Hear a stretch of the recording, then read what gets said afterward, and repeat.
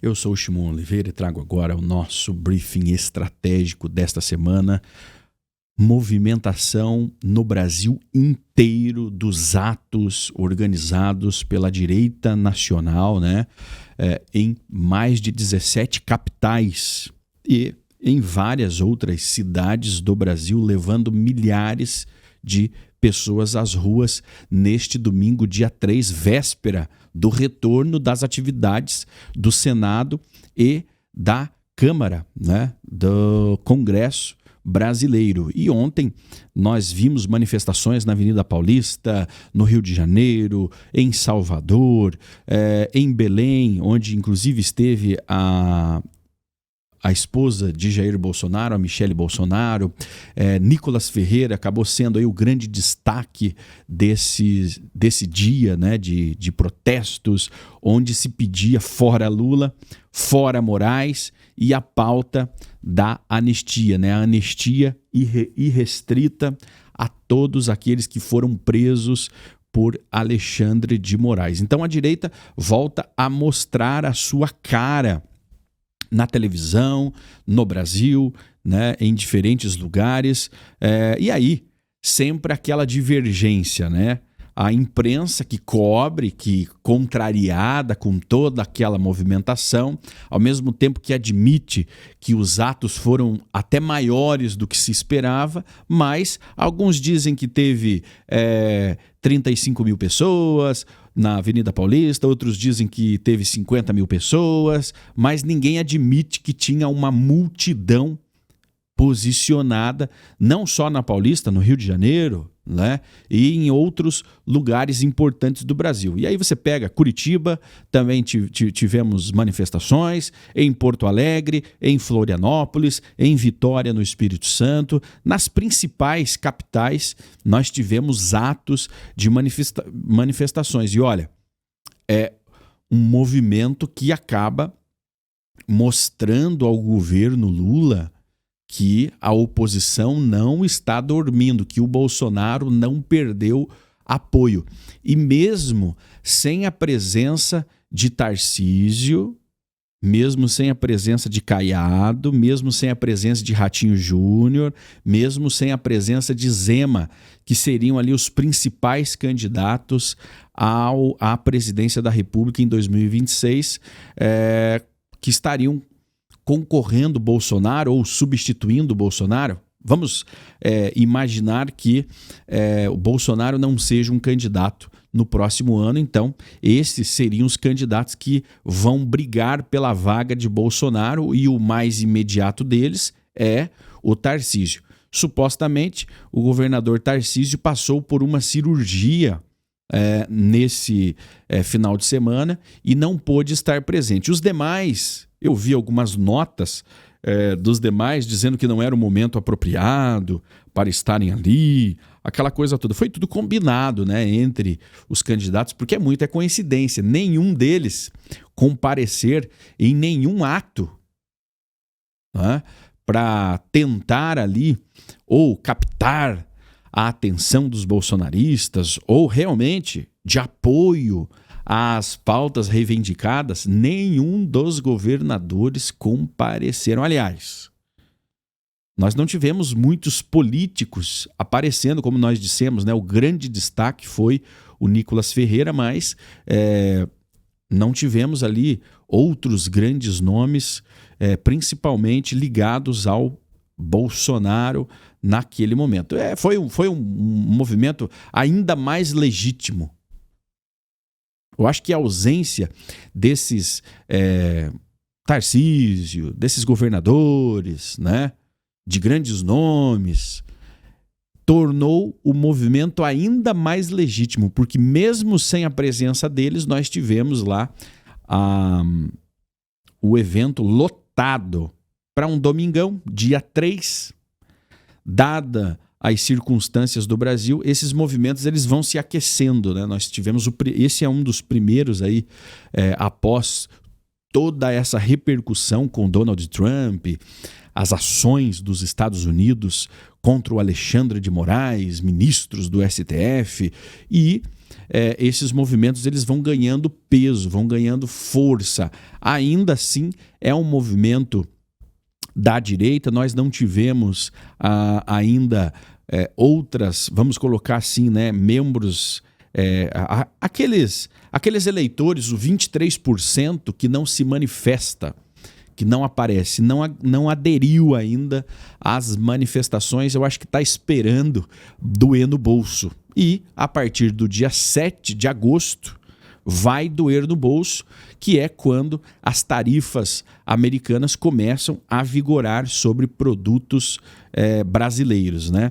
E cada jornal, cada marca de mídia trouxe aqui a sua leitura a respeito do que aconteceu ontem. Inclusive, no Rio de Janeiro, a Globo só começou a mostrar, olha só como as coisas funcionam, né? A Rede Globo só começou a mostrar as manifestações lá em Copacabana depois que elas já estavam terminando. Olha como a Globo é canalha, né? Depois que já está esvaziando, o pessoal está indo embora, ela manda lá o helicóptero para registrar. Tem lá, inclusive, o pessoal comentando. No Rio de Janeiro teve o Flávio Bolsonaro, né? Em São Paulo, Nicolas Ferreira, o Silas Malafaia, o presidente Valdemar da Costa Neto do PL, teve lá o líder do Congresso, o líder da oposição no Congresso também teve, acho que é Sócrates Cavalcante, se eu não me engano. Corrija-me se eu estiver errado, né?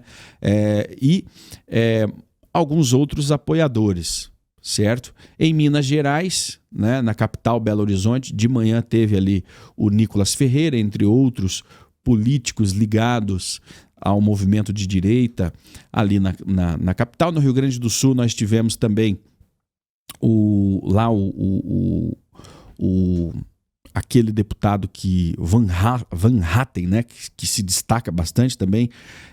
Eles se dividiram, né? A direita dividiu as lideranças para estarem ali nas manifestações, cobrindo o máximo de lugares possível, né? A expectativa para o ato bolsonarista, aí o Poder 360 diz, né, era muito baixa. Por um lado, Bolsonaro não estaria presente, assim como outros líderes. Por outro lado, as contagens de manifestantes na Avenida Paulista indicavam um processo de decadência. 145 mil em fevereiro de 2024, 45 mil tanto em setembro do ano passado, quanto em abril de 2020 de 2025 e, por fim, 12.400 pessoas no último dia 29 de junho. Isso significou que, pela primeira vez em muitos anos, um ato convocado pela esquerda teve um público equivalente, ainda que na margem de erro em relação à direita, com 15 mil pessoas. A imprensa ela se apega a números, mas sempre diminuindo a quantidade de pessoas que estiveram presentes nas manifestações. Só que hoje, com as redes sociais, é possível você enxergar as imagens, né, do que aconteceu, quem estava presente. Era muita gente. Você pode dar um Google aí, ou nas redes sociais, no Instagram, no Telegram, as imagens em tempo real chegando, mostrando as multidões. Tudo bem, não foi um ato de 1 milhão de pessoas num só lugar, como nós já tivemos em outros momentos, né? Mas foi um ato muito significativo que acaba chamando a atenção de quem está na expectativa. Então, foi um sucesso.